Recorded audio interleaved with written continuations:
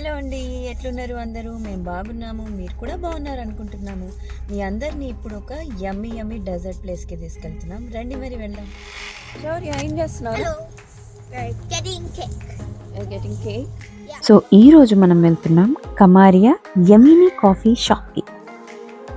మనం రోజు కాఫీ తాగుతాం, వాసన ఎంత బాగుంది అనుకుంటాము, టేస్ట్ ఎంజాయ్ చేస్తాము. కానీ ఆ కాఫీ ఎలా కనుక్కున్నారు, ఎవరు కనుక్కున్నారు, దాని బిహైండ్ స్టోరీ ఏంటో తెలుసా? చూసేద్దామా మరి ఆ స్టోరీ ఏంటో?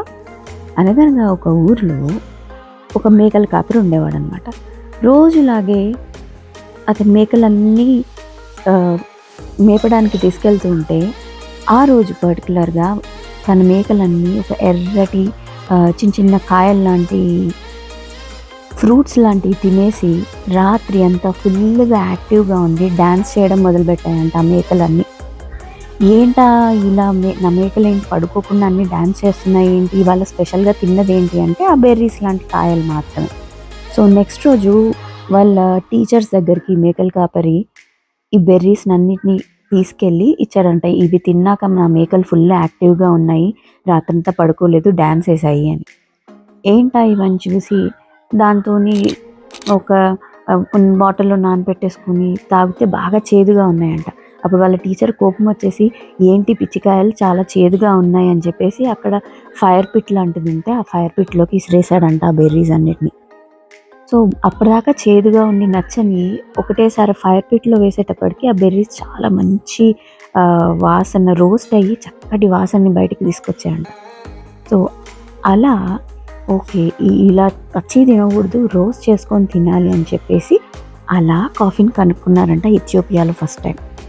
కాకపోతే ఇథియోపియాలో కనుక్కున్నా కూడా ఆ కాఫీకి చాలా పాపులారిటీ వచ్చింది మాత్రం యెమెన్లో అనమాట.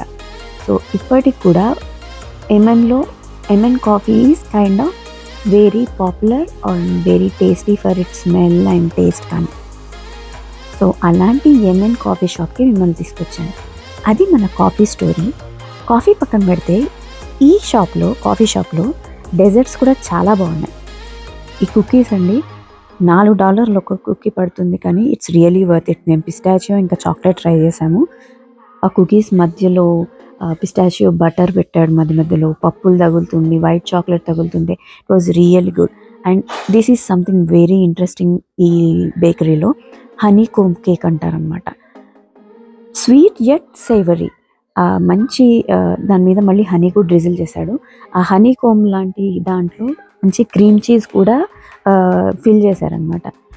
ఈ మిల్క్ కేక్స్ అయితే అయ్య బాబోయ్, అసలు చాలా మౌత్లో ఇట్లా మెల్ట్ అయిపోయాయి అనమాట. మేము 2 ఫ్లేవర్స్ ట్రై చేసాం, రోజ్ మిల్క్ కేక్ ఇంకా పిస్టాచియో మిల్క్ కేక్. ఇది వచ్చేసి బిస్కెట్ కేక్ అనమాట.